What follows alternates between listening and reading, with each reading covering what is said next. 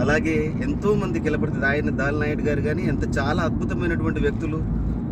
ఈ ఉషోదయం నేను మిమ్మల్ని చూడడం, మీతో పలకరించడం, నేను ప్రయాణంలో ఉన్నాను, ఆదిలాబాద్ వెళ్తున్నాను.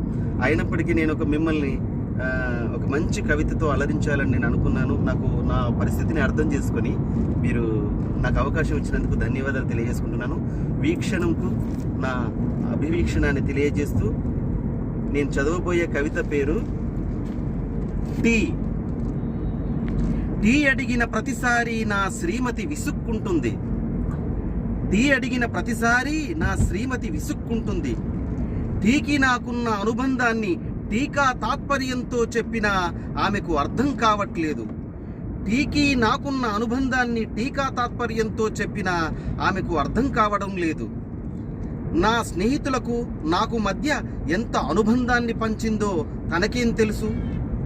ఎన్ని నిద్రలేని రాత్రులకు ఊతంగా నిలిచిందో ఆమెకేం తెలుసు. ఎన్ని కవితలు రాయడానికి ఉత్ప్రేరకంగా ఉరిమిందో నా భార్యామణికేం తెలుసు.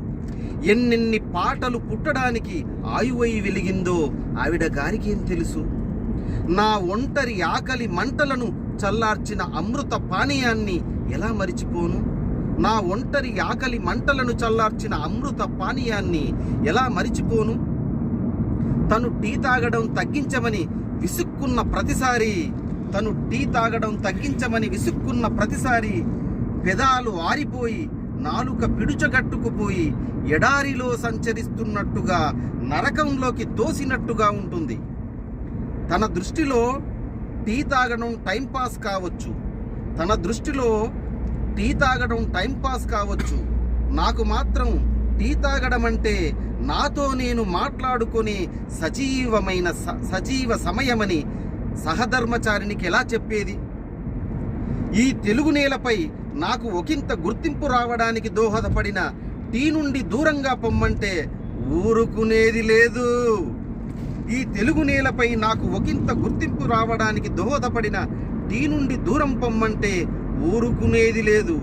అది భార్య అయినా మరొకరైనా. ఖబర్దార్.